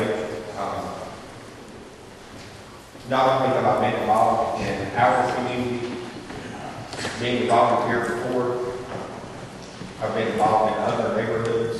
I'm a minister. I go to people's houses regularly to be involved in their daily life. I believe that's what we have to have more of is one thing I've found as I've been going door to door in our neighborhoods, in our community, people will open up to me, but their thing is, will you only be back in 4 years when it's time for re-election? That's been a very stressed thing in speaking. I pledge as a candidate to go door to door every year to speak with people. Maybe not every door, but hit different neighborhoods to get a general consensus of what our town is doing. I am on board now. I've been in the homeowners association meetings. I go to Lakewood when they let me know they're having a community watch meeting. I have been there. I'm always invited out to their fall picnic block party. I talk to all of them when I go out there. I think I've been on the board a long time. Most people in the 8th Avenue area just pick up the phone if they have a problem and call me. I don't have to go to a meeting for that. I went up to the Oaks for their board meeting, and I've been to other areas of town for their community watch meetings. I've been very involved in all aspects of the town. I talk to business people downtown.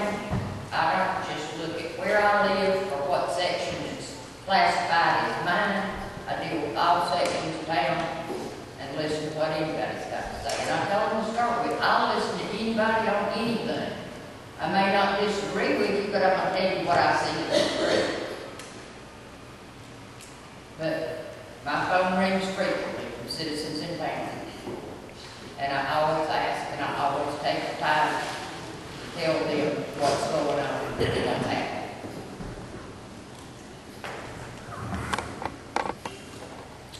I'm a resident of Lineberger Place, and we do not have a homeowners association in our neighborhood, and that's one of the reasons why I like living in Lineberger Place.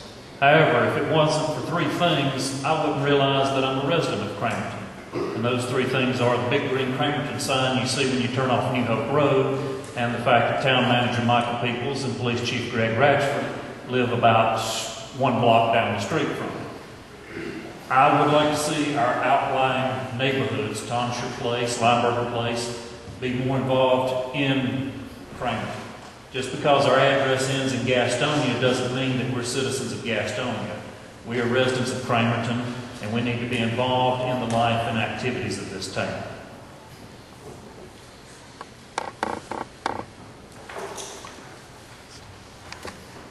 I'm a member of an HOA on Cramer Mountain. It's hard to say how active I've been. Normally I've done all the meetings, paid all the dues, and very often communicate with the board members. Some of them much to their chagrin. But here again, if elected, I'll be very active in whatever area I'm appointed. As I said, I grew up in Concord, in a cotton mill town, and I really respect the people in Old Town, New Town, and wherever. And running 2 years ago was a new experience where I learned where all the streets are in Cramerton, which I didn't know, because the first 18 years here I traveled 3 or 4 days a week, so it's kind of, the job took me away. But I was readily available to talk with any citizen, and I'll tell you this, if I tell you something you don't like today, you probably won't like it next week, because I won't change my position on those things. But I can be sold if the right position occurs, but not normally. Thank you.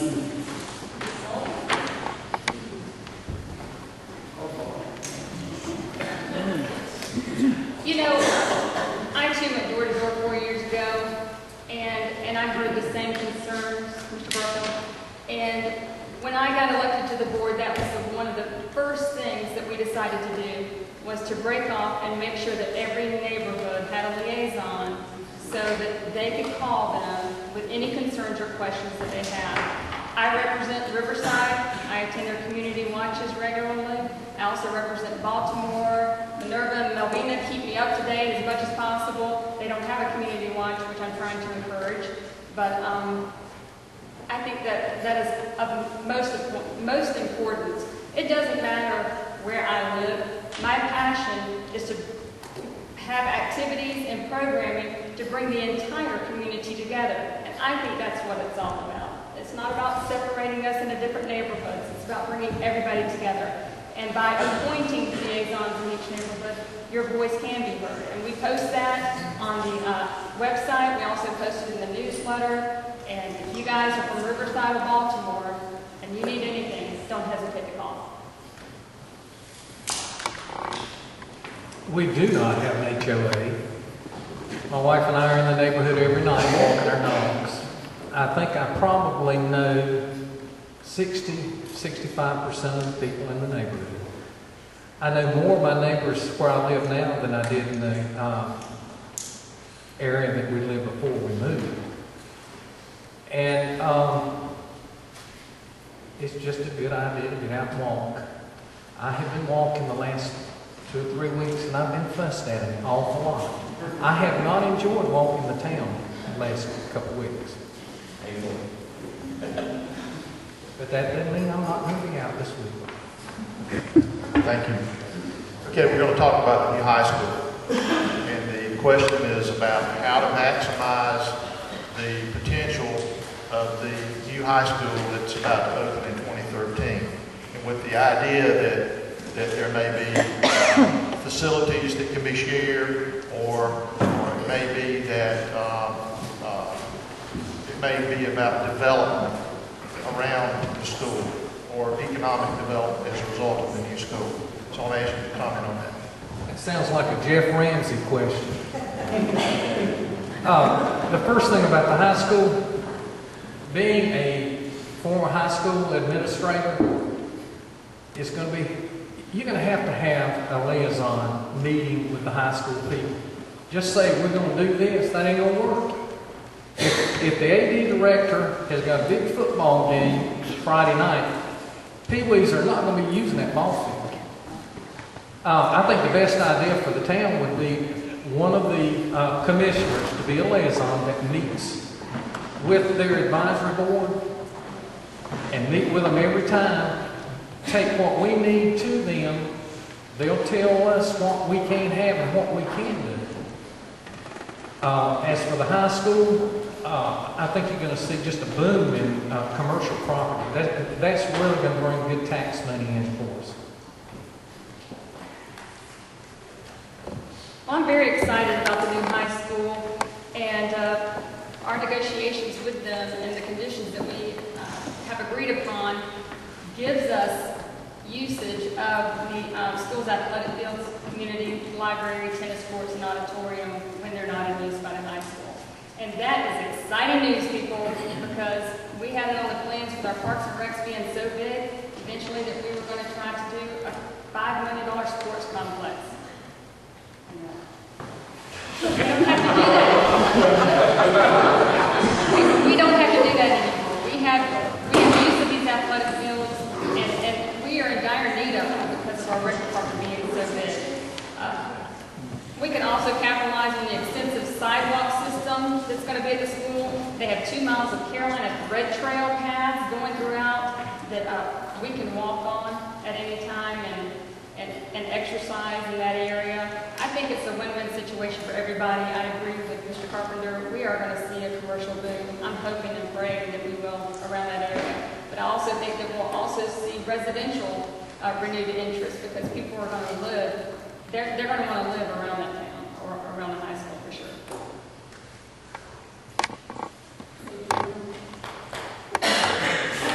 No, not when the taxes go up next year in Gaston County.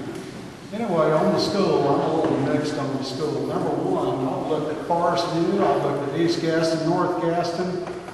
There's no real development going on around the new high schools that have been in 10, 12, 14 years. So I'm not going to buy that.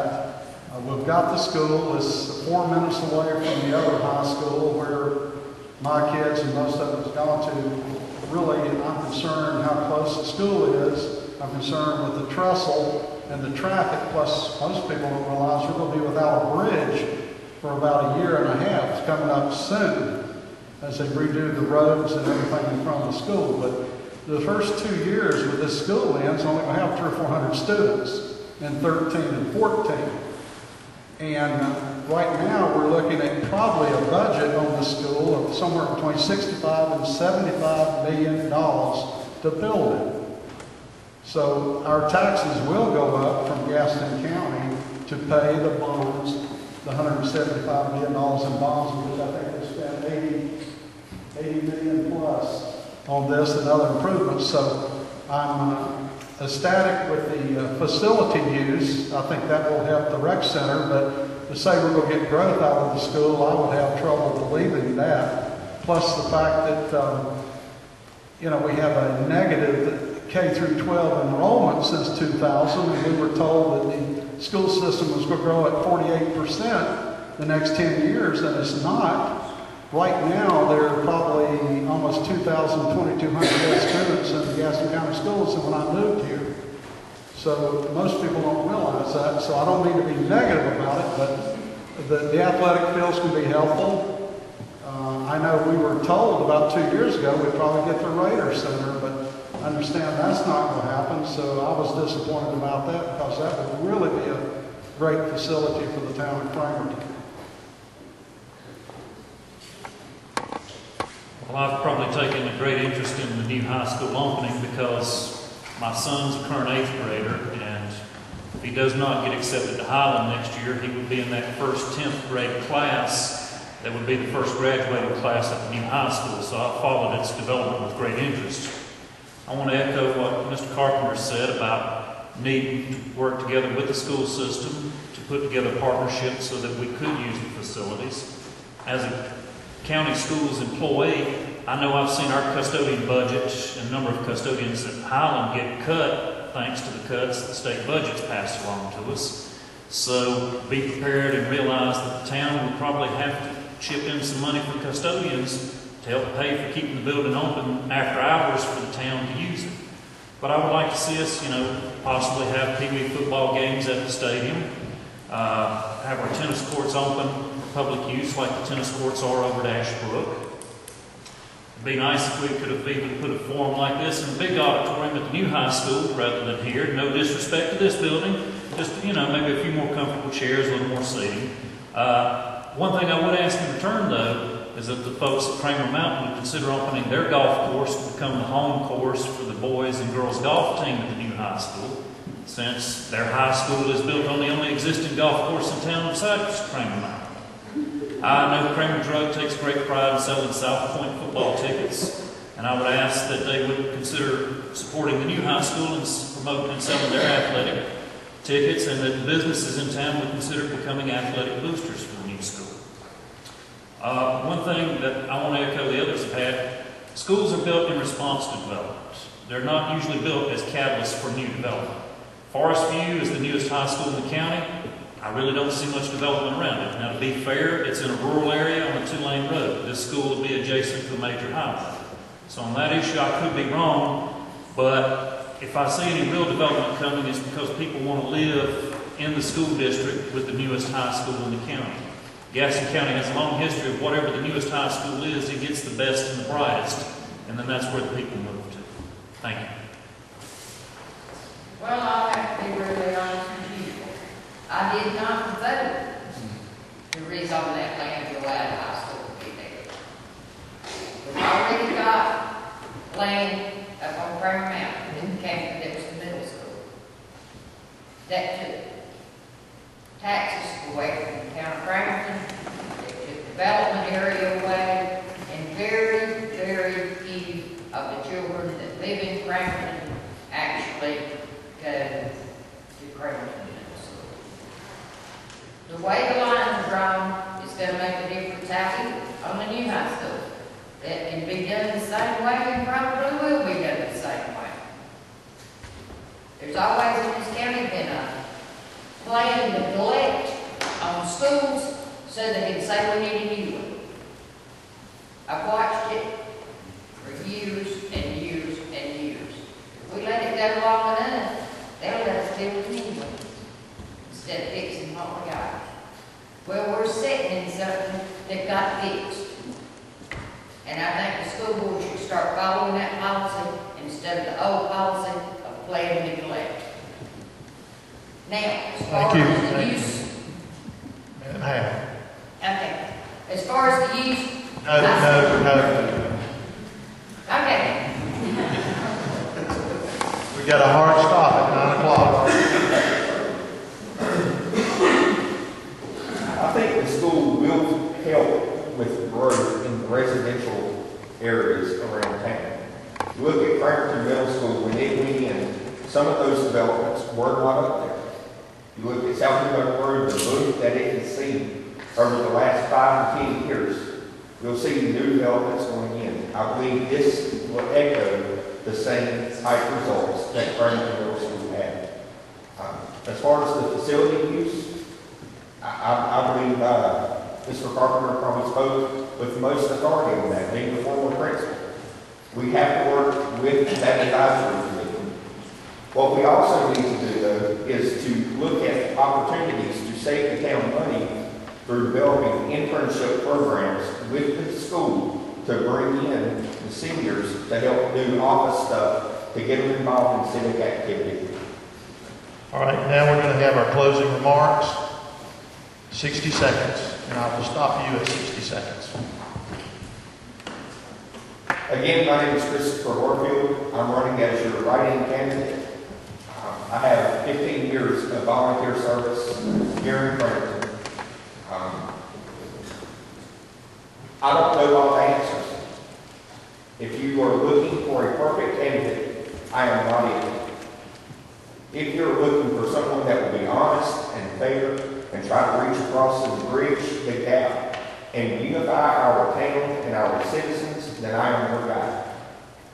I ask you to elect me for a vote of unity on November 8th. I sat in a meeting until 2 o'clock in the morning at school, finished what I was going to say on that other. I sat in a meeting at 2 o'clock in the morning.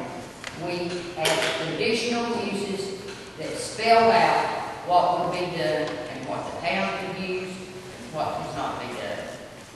We always work well with the school system in this town, and I see it continue. And I try to work well with everybody. You may not agree with me, but you'll know where I stand. I just want to take a moment to thank everybody who took the time to come out tonight to listen to a bunch of us politicians run our mouths about how we think we're going to run this town for the next 4 years. I'm Bobby Paget. I'm on the balance. I thank you for your support, and I ask that you let your heart be your guide and vote for the best candidate on November 8th.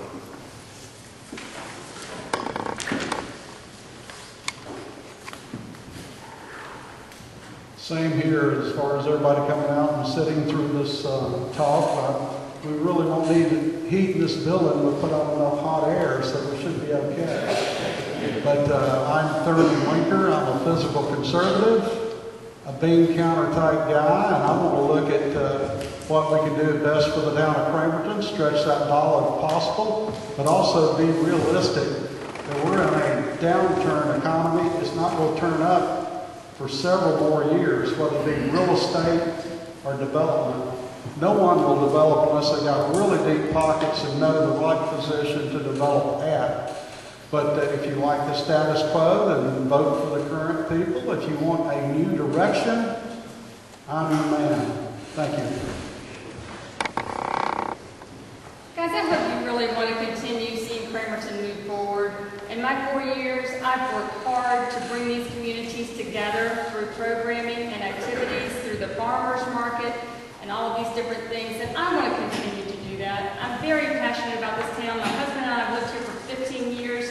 We want our boys to be able to ride their bikes down there to the next carnival or movies in the park, and I think that's what it's all about, and that's my focus and my vision for the next 4 years as well.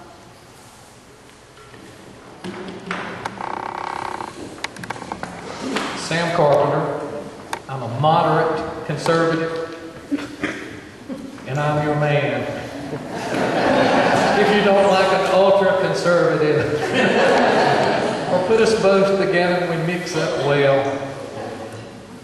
We'll get the speed hump issue handled. No, don't get on the speed bumps. We'll argue for an hour. The main reason I got into the running this time was not about the fire department, was not about anything else. It was about our land use plan, which he didn't ask, and I had a real good answer. You still got 30 seconds. I'm hurried. Okay. I think we need to protect our residential areas. The main reason we moved here, the main reason I came back to this area from Belmont was the residential, the closeness of our community. I want to keep this a residential. We cannot be the commercial capital of Gaston County. I don't want it to be the commercial capital. I want to be able to walk to church. I want to be able to walk down and get my drugs. Not that. Excuse me. My legal drugs. I want to go down and get my legal drugs. Oh, Lord, that came good. Thank you. Thank you. I think the board will do it. He's your man.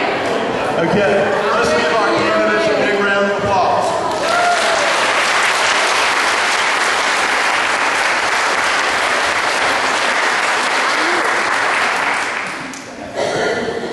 Guys, this is what makes America and the United States the greatest nation in the world.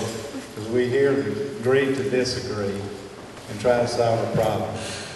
So I appreciate everybody's opinion on the panel tonight. But also I'd like to thank Mayworth Apartments, the manager, and my young ladies over here for decorating for me. So y'all give her a big hand.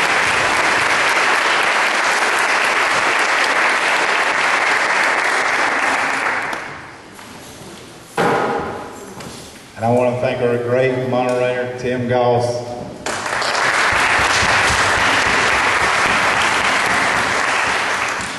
One reason I use this place, because about everybody in this audience has had memories of this place.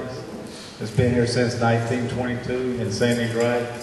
Patience, for 10 years we tried to save this place, and today we have. It's one of the best apartment complex for seniors I've ever seen. I think they can testify to that. And you can use that auditorium of 1,500 seats in about 2 years. So we'll move it over there then. But thanks for coming out tonight on a rainy night. You can't beat this action. So good night, good evening.